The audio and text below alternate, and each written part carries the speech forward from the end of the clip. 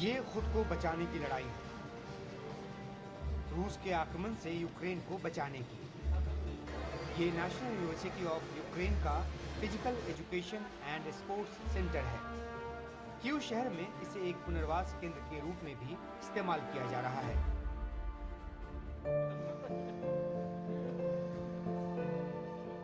यही वादिम भी आते हैं जो युद्ध में घायल हुए और चलने फिरने की अपनी शक्ति गंवा बैठे। व्हील चेयर पर आते हैं लेकिन वजन उठाने में कोई कसर नहीं छोड़ते।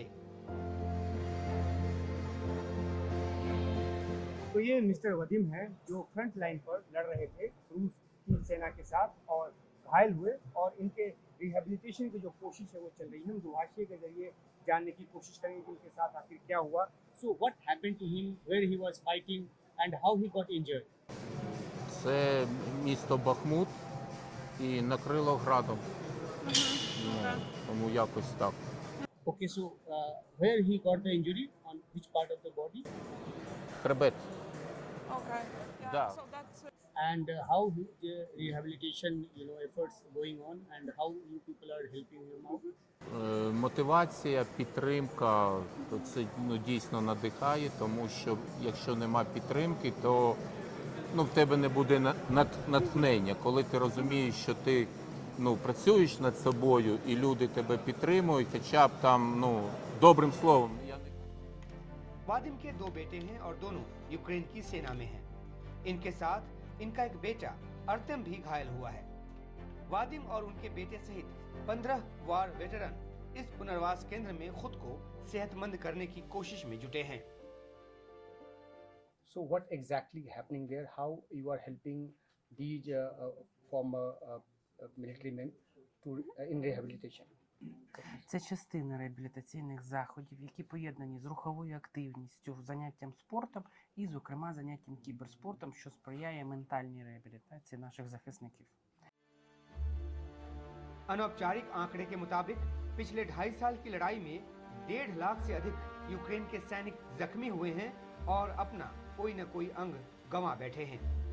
इनका पुनर्वास एक बड़ी चुनौती है, लेकिन परिवार के साथ साथ सरकार और समाज सभी अपने योद्धाओं के लिए अपनी जिम्मेदारी निभा रहे हैं।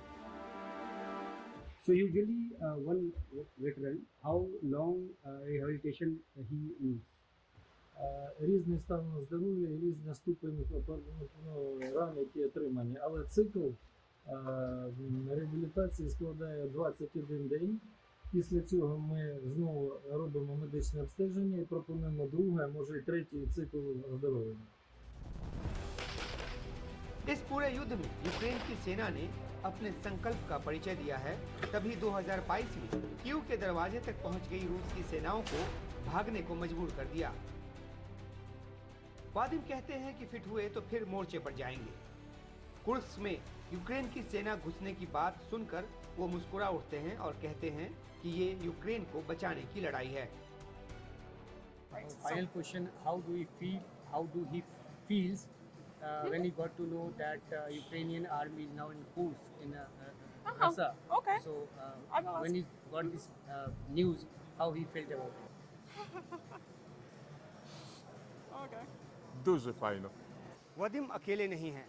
इनकी तरह हज़ारों यूक्रेन के सैनिक हैं जो घायल होने के बाद अलग अलग रिहेबिलिटेशन सेंटर पे अपने आप को रिहेबिलिटेट करने की कोशिश कर रहे हैं, और इसमें सरकार की तरफ से तो उनको साथ मिल ही रहा है, परिजनों की तरफ से भी साथ मिल रहा है, लेकिन सबसे बड़ी बात कि पूरा समुदाय जो है वो यूक्रेन के ऐसे सैनिकों के साथ खड़ा है जिन्होंने अपनी जान को दांव पर लगाया, जो घायल होकर लौटे हैं और फिर से युद्ध के मोर्चे पर जाने का इरादा पालकर रखते हैं।